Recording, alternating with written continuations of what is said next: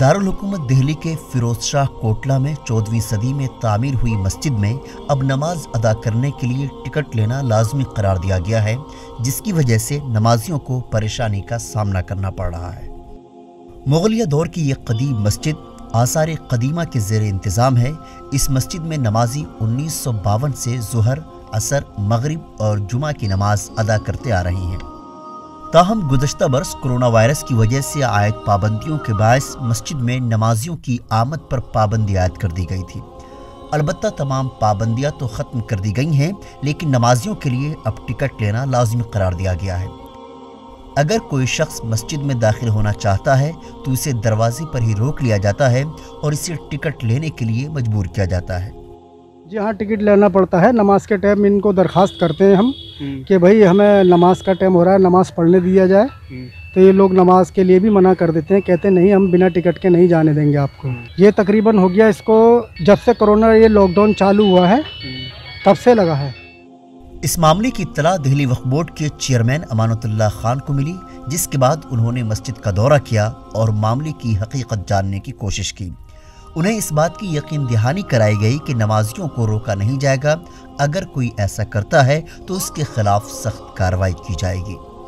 मुझे कल ये शिकायत मिली थी, कुछ वीडियो भी मिले थे कि यहाँ पर नमाज नहीं पढ़ने दी जा रही है, तो मैं आज यहाँ आया हूँ और आज खुद नमाज़ पढ़ने के लिए मैं आया हूँ।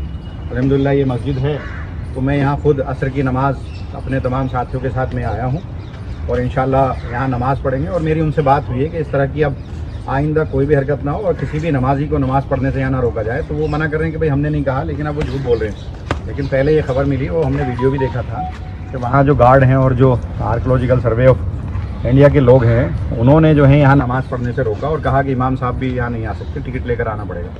तो मैं यहाँ खुद आया हूँ इंशाल्लाह, और यहाँ नमाज़ होगी और जो भी प्रॉब्लम होगी उसके लिए हम यहाँ पर खड़े हैं। हालांकि ईटीवी भारत के नुमाइंदे ने जब मज़कूरा मस्जिद का मुआयना किया तो ये मालूम हुआ कि अभी भी बगैर टिकट के नमाजियों को मस्जिद में दाखिल होने से रोका जा रहा है। आपको मालूम है जिस तरीके से फिरोज शाह कोटला का मसला चल रहा है, उसको मद्देनज़र रखते हुए मैं अभी joint director general ASI archaeological survey of India सारे कदीमा के अंडर में, क्योंकि फिरोज शाह कोटला की मस्जिद आती है, उसको आज उसी मसले को लेकर, उसी मसाइल को लेकर आज शोएब इकबाल साहब की तरफ से ये एक letter archaeological survey of India ASI को रिसीव करवाया है। उन्होंने हमें पूरा आश्वासन दिया है कि TG के साथ बैठकर इस मसले को तुरंत हल करा जाएगा और वैसे ही दोबारा नमाजें और जुम्मे की नमाज इंशाअल्लाह फिरोज शाह कोटला मस्जिद के अंदर होगी। वहीं इस मामले को तूल पकड़ता देख मकामी रुकन असम्बली शोएब इकबाल के फर्जंद आल मोहम्मद इकबाल ने आसार कदीमा के अफसरान से मुलाकात करके इस मामले को हल कराने के लिए एक मेमोरेंडम भी पेश किया है।